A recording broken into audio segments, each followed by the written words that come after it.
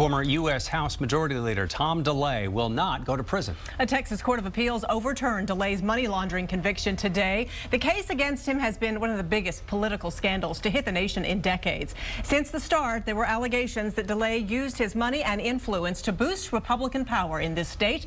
Our political reporter Josh Hinkle has the latest developments. 8 years in the spotlight of justice. And confidence always seems to drive Tom DeLay's case. Yeah, not worried at all. Making the best of his mugshot. You gotta work hard and maybe you can win. And finding a way to stay busy as he awaited trial. I gotta get prissy. Prosecutors painted the former U.S. House Majority Leader, known as the Hammer, as corrupt politician who was caught violating the laws of the state. A jury agreed, but today a Texas Court of Appeals did not, reversing the earlier decision to send DeLay to prison for 3 years. I am innocent.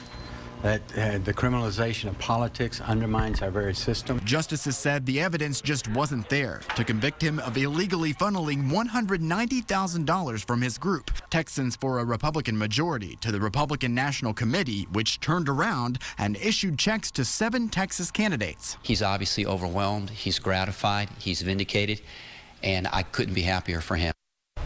That was his attorney right there. The decision to reverse his conviction was not a unanimous one, 2-1. In fact, the only person to disagree was Chief Justice Jay Woodfin-Jones, the lone Democrat on the panel. He reiterates the election code, saying corporations are prohibited from making political contributions.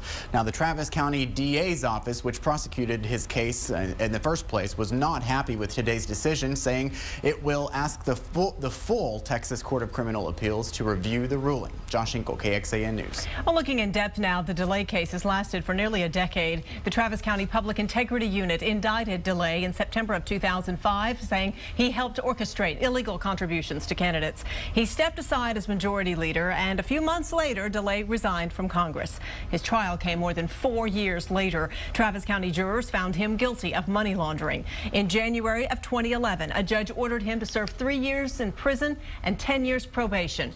DeLay had been free on bail as he appealed that conviction. Well, you can take a closer look at today's decision right now on our website. We've posted links to the full text of the court's ruling clearing Tom DeLay, and you can also read the opinion of the dissenting judge who said DeLay's punishment should stand. It's all in the news section of KXAN.com.